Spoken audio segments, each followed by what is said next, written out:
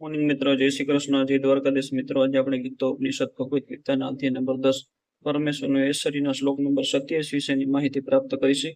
ઉચ્ચે હે સવસમ અશ્વનામ વિદ્ધિ મામ અમૃત ઉદ્ભવમ એરાવતમ ગજેન્દ્રનામ નરાણામ ચ નરહ અતિપમ.